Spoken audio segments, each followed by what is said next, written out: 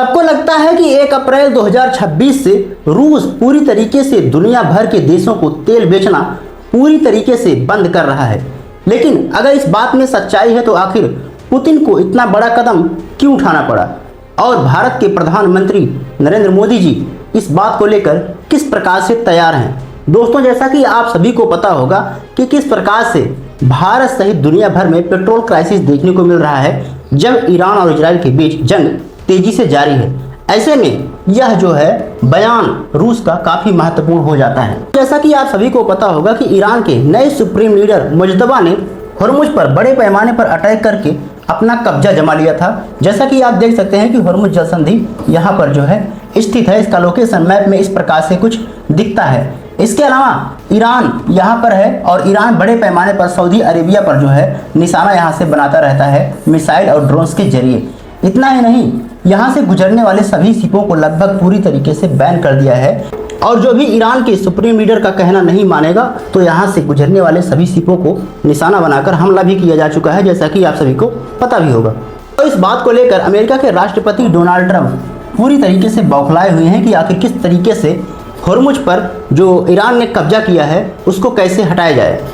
इसके अलावा और ईरान के इतने बड़े कदम से दुनिया भर में तेल का जो है क्रूड ऑयल का जो है सप्लाई पूरी तरीके से बंद हो गया है लगभग, और इसका असर यह हुआ है कि पेट्रोल और डीजल के दाम में बढ़ोतरी एक बार फिर से देखने को मिल रही है। तो सवाल यह है कि आखिर पुतिन को इतना बड़ा कदम क्यों उठाना पड़ा। जैसा कि दोस्तों आप सभी को पता होगा कि यूक्रेन और रूस के बीच जंग जो है अभी भी जारी है। ऐसे में पुतिन को काफी बड़ा नुकसान झेलना पड़ा था जब यूक्रेन के राष्ट्रपति व्लादिमीर जेलेंस्की ने बहुत ही बड़े पैमाने पर रूस पर जो है अटैक किया था। जैसा कि आप इमेज में देख सकते हैं तो रूस को काफ़ी बड़ा झटका लगा था, जिसकी वजह से रूस की अर्थव्यवस्था पूरी तरीके से तो नहीं लेकिन काफ़ी हद तक डैमेज हो गई थी और इसका असर घरेलू तेल संकट के रूप में देखा गया था। इसके अलावा वही रूस जो दुनिया भर के देशों को तेल सप्लाई करता था तो वह खुद तेल संकट से जो है बुरी तरीके से जूझ रहा है और इसी कमी को पूरा करने के लिए व्लादिमीर पुतिन ने इस प्रकार का कदम उठाया है। लेकिन असली सवाल यह है कि आखिर भारत पर इसका क्या प्रभाव पड़ेगा, क्योंकि भारत भी लगभग अपनी तेल जरूरतों का 30 से 37% हिस्सा रूस से मंगवाता था। बहरहाल दोस्तों, आइए बात करते हैं कि आखिर इस बात में कितनी सच्चाई है कि रूस पूरी तरीके से पेट्रोल बेचना दुनिया भर के देशों को बंद कर रहा है और क्या भारत को तेल बेचना जारी रखेगा रूस। आइए विस्तार से बात करते हैं। जैसा कि आप देख सकते हैं कि एक आर्टिकल के अनुसार यह कहा जा रहा है कि रूस जो है पूरी तरीके से तेल को बैन नहीं कर रहा है। जो गैसोलीन की मात्रा जिस तेल में जो है रहेगा उसी को जो है रूस जो है तेल बैन कर रहा है और यह नियम 1 अप्रैल 2026 से लागू होगा, जैसा कि आप देख सकते हैं। और यह कहा गया है कि पहले हम घरेलू स्तर पर यानी कि रूस जो है खुद अपनी ज़रूरतों को पहले पूरा करेगा, उसके बाद ही दुनिया भर के देशों को तेल सप्लाई करेगा। इसके अलावा पुतिन ने यह भी दावा किया है कि यह नियम लगभग 31 जुलाई तक लागू रहेगा, यानी कि 31 जुलाई 2026 तक लागू रहेगा। तब तक किसी भी देश को रूस तेल नहीं बेचेगा जिसमें गैसोलीन की मात्रा पाई जाएगी। इसके अलावा दोस्तों, जैसा कि रूस के राष्ट्रपति ने यह भी कहा है कि हम 1 अप्रैल 2026 से किसी भी देश को तेल नहीं बेचेंगे। कहने का मतलब यह है कि जिसमें गैसोलीन की मात्रा नहीं रहेगी उसको जो है बेचा जाएगा।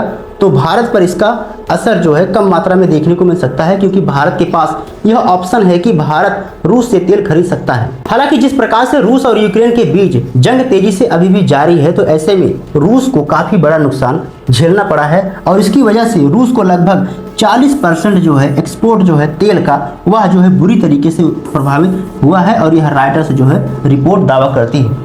इसके अलावा रूस के राष्ट्रपति पुतिन ने यह कहा है कि पहले हम जो है अपने देश की ज़रूरतों को पूरा करेंगे, उसके बाद ही बाहरी देशों को तेल जो है बेचेंगे। ऐसे में यह कहा जा सकता है कि भारत पर इसका असर कम देखने को मिल सकता है और भारत के पास जो ऑप्शन है रूस से तेल खरीदने का वह जो है पर्याप्त मात्रा में भारत के पास मौजूद है।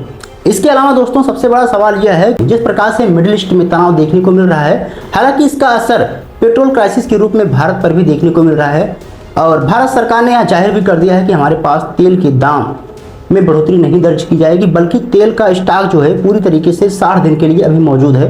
लेकिन सबसे बड़ा सवाल यह है कि आखिर 60 दिन के बाद भारत सरकार क्या करेगी।